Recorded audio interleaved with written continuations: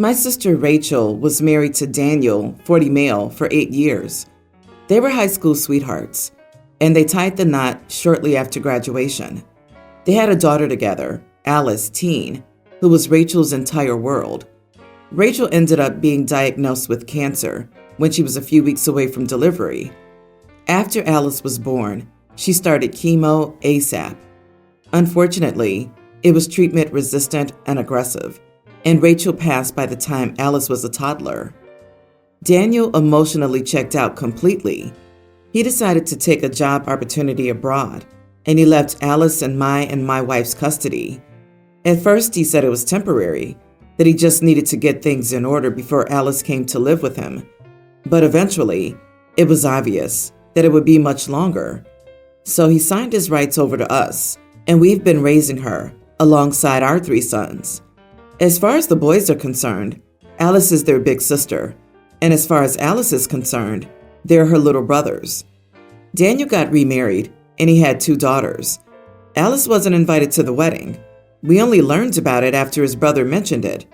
However, Daniel sends her money, and they write letters back and forth, like he and Rachel used to do in school. I know that there has to be some part of him that loves his daughter. Still, it's hard to believe it, considering how he practically abandoned her after Rachel died. Daniel's brother Wes has helped out a bit with Alice too. She'll go over to his house at least once a month to see him, his wife, and their kids. A few days ago, I was taking Alice over, and when we got there, we saw that Daniel and his wife and kids were there. I was ready to return to the car and take Alice home, but Daniel saw us and came outside. He came up to Alice and tried to hug her, but she stepped away from him. He looked hurt, and when he asked why she didn't want to give her dad a hug, I snapped. I asked how he could seriously stand there and refer to himself as her dad when all he's ever been to her is her pen pal. I called him a joke of a father and a sorry excuse for a man. His wife and their daughters overheard what I said. When Alice and I got back home, Wes called me and left a message saying that he agrees that Daniel hasn't been the best father to Alice, but I didn't need to tell him that in front of his wife and their kids.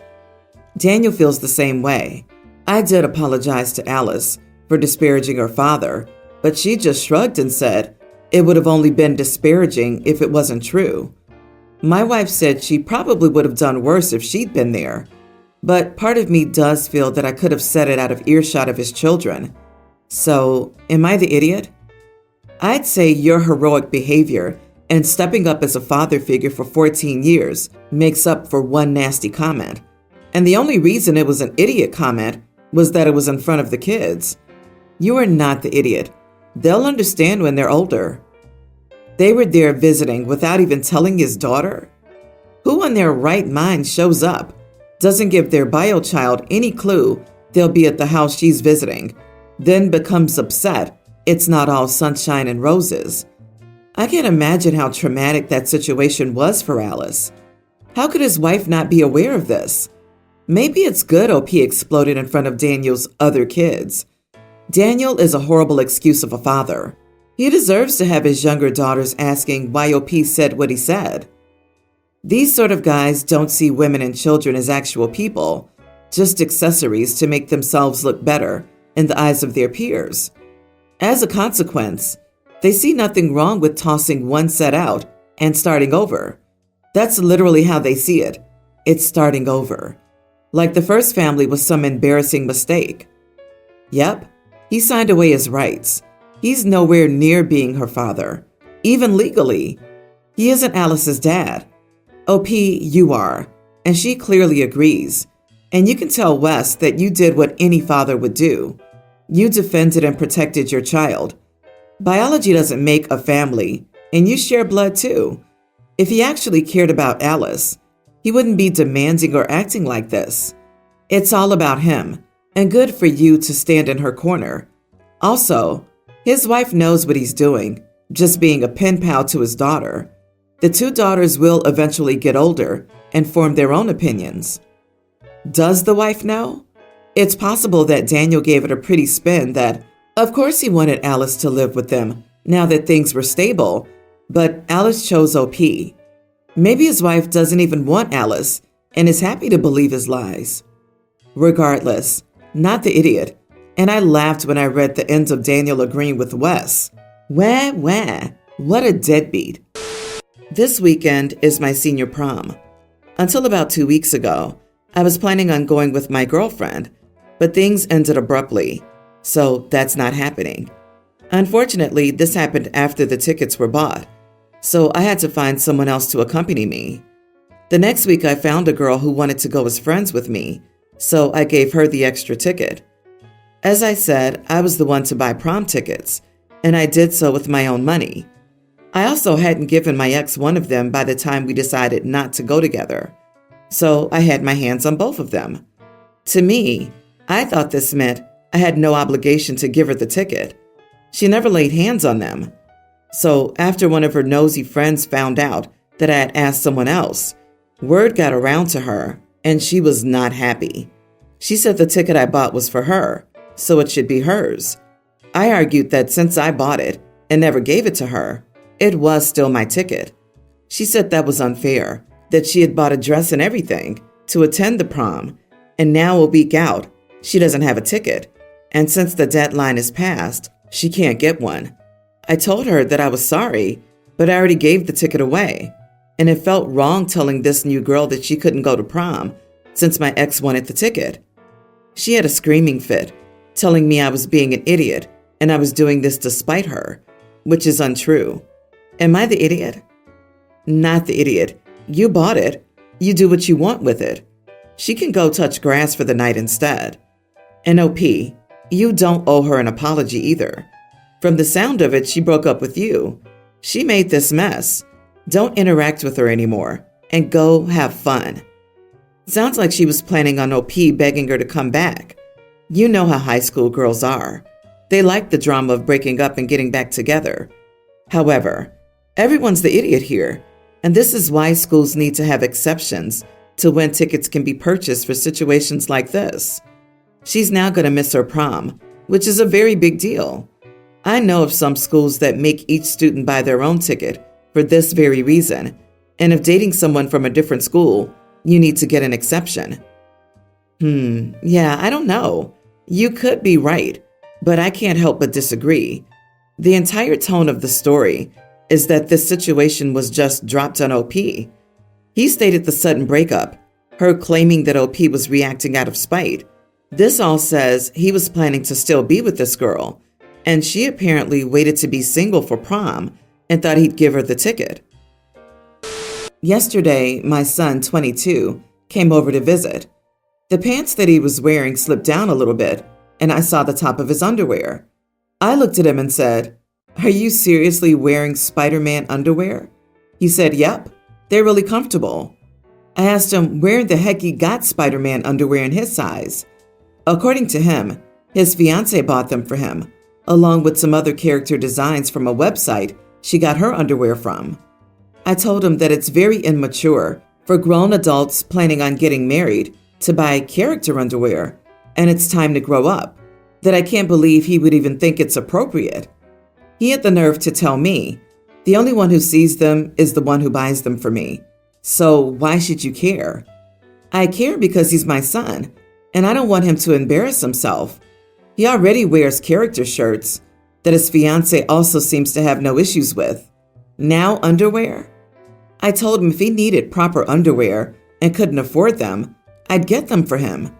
He just said, "We're done discussing my underwear. I'll see you later," and left. My husband and younger son thought I was too hard on him, and it didn't matter what he was wearing. Am I the idiot for trying to get my son to grow up and wear adult clothing instead of character shirts and now underwear? You are the idiot. You've repeatedly said he's a grown adult. Do you know what that means? He can wear what he likes. Oh, and he had the nerve to tell you? We could turn this right around. You had some nerve telling him what underwear he should wear in the first place. Just because he doesn't dress like your perfect image of an adult doesn't make him less of a person. He made the right choice by leaving, and if you want him to be comfortable coming back, stop trying to control him and what he chooses to wear. OP, you're a liar. You aren't worried about him embarrassing himself. He's not embarrassed. You are. You're worried about him embarrassing you. Only 3 people care about your son's underwear, and it's vaguely creepy that you're one of them. Assuming you've always been this controlling, at what age did your son move out? I think 18. Your time for hands-on parenting is over. Time to go get a hobby. Oh, the shame of Spider-Man. Oh, the horror. I'm laughing so hard right now my sides hurt. And I'm tearing up. Yes, OP, you are the idiot. Your son said it best. We are done discussing my underwear. I can almost promise you that whatever you buy for him to wear will likely be donated. Save your money. I have a son, teen, with my ex-husband, and a daughter, tween, with my current partner. My daughter has one of the most severe peanut allergies her doctors have ever seen. So to give you an idea, someone touching a peanut, touching someone else, that person touching a surface, and then my daughter touching that surface would cause a reaction, and has before. Because of this, we have to take precautions beyond what's normal for a peanut allergy. We can't eat out, we deep clean the house frequently, and guests have to wash their hands when they come over and avoid touching stuff. It's a lot, and I can understand my son is frustrated, but the issue concerns his father's house. My son also has 2 half-brothers at his father's house who, unsurprisingly, eat a lot of peanut butter. Obviously, we can't police what another house does, but it does mean my son has to take additional measures to keep his sister safe. Chiefly, he has to shower immediately before leaving to go to my house. Otherwise, he could have been contaminated.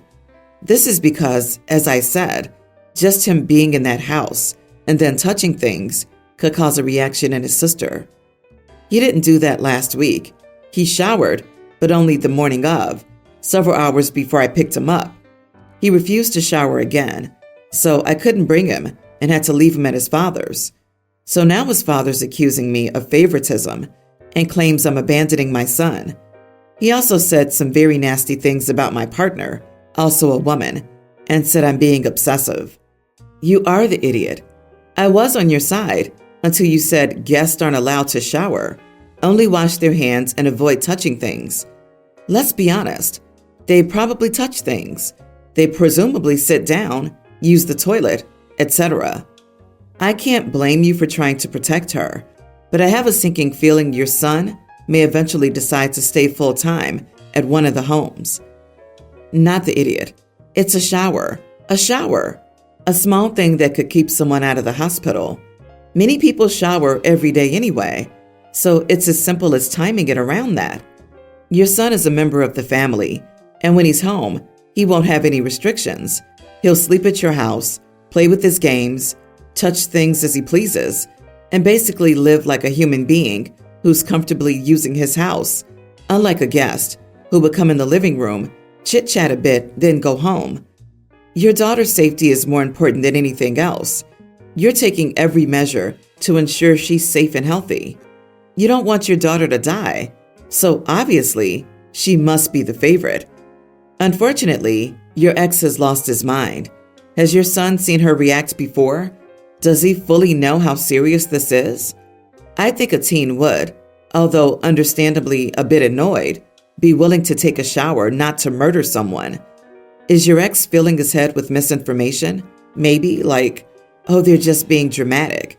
It's not that serious, etc. You should try to get a service dog for her. I've read about another child who's extremely sensitive, like your daughter, and she was able to get a peanut-sniffing dog. If I remember correctly, the dog would walk into rooms before her and tell her if it was safe to enter and sniff people. She could go to school and everything after she got the dog. I, 38, am a single mom to my son, Leo, teen. Ever since he was old enough, around 10 or so, he would make his own lunch, or I'd give him money to buy.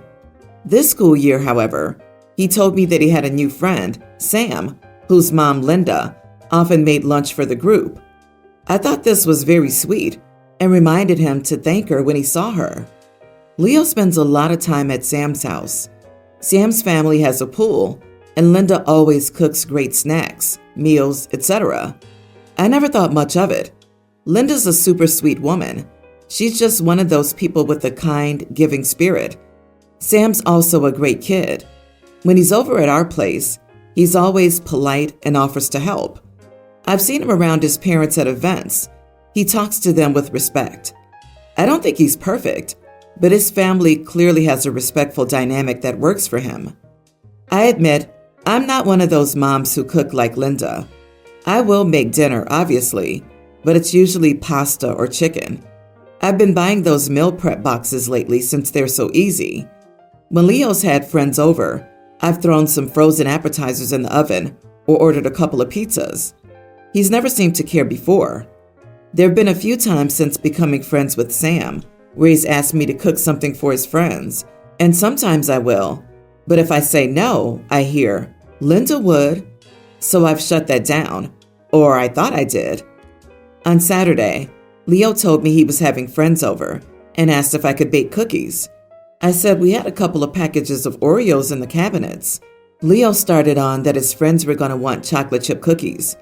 I pointed out, we live right around the corner from a bodega. He can grab a package or make some cookies himself. Leo then asked what was for dinner, and I said I'd order pizza.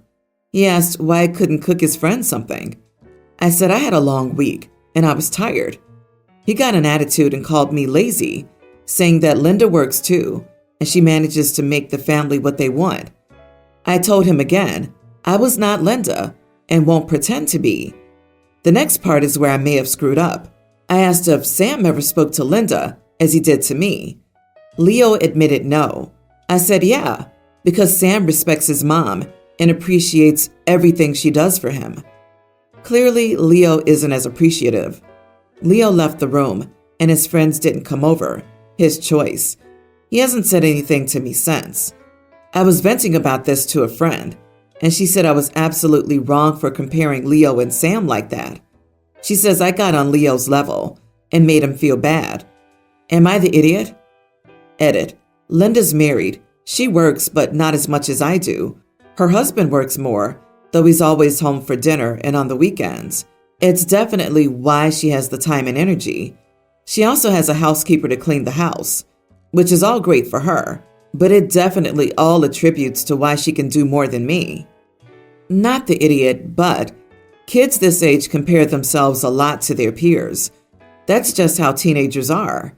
He was comparing the food at Linda's place to his own and wished for more home-cooked food to show off to his friends that his mom is also cool, like Sam's mom. He's not old enough to weigh the pros and cons and to be happy with how good he already has it. On the other hand, you are a mature adult who knows they have a temperamental teenager. You should have used some tact to address this issue. I can understand how hard it can be being a single mother, but the responsibility falls on you to address such problems in a healthy way. That being said, you need to teach your son to be a little grateful. He's clearly acting a little entitled. When I was a teenager, I saw friends' homes having much better stuff than the below average ones we had at home. But I could never bring myself to talk to my mom that way, thinking I didn't want to hurt her feelings. So whenever I've been dazzled by a few things at friends' places, I'd also ask my mom to buy such stuff. If she refused, that would be the end of it. I knew way before I was his age that my mom was doing her best, and I would have never said something like this because I knew it would make her feel terrible. I would also have a conversation with him to find out if he's fallen down a red pill, toxic masculinity, media rabbit hole, because the internet is terrible, and he's the right age to fall for that crap. You screwed up. You are the idiot. I would also be hurt if I was a kid eating thoughtless dinners, not getting homemade baked goods, and then suddenly saw my friend getting delicious home-cooked meals and baked goods and having a mom that really cares. I know times are tough all around, but can't you try a little more? I also think you are indeed jealous of Linda and how she does everything you don't. Just take a breath, apologize for being mean to Leo, and just have a discussion about how different people do different things. Comparing people to other people is mean and disrespectful.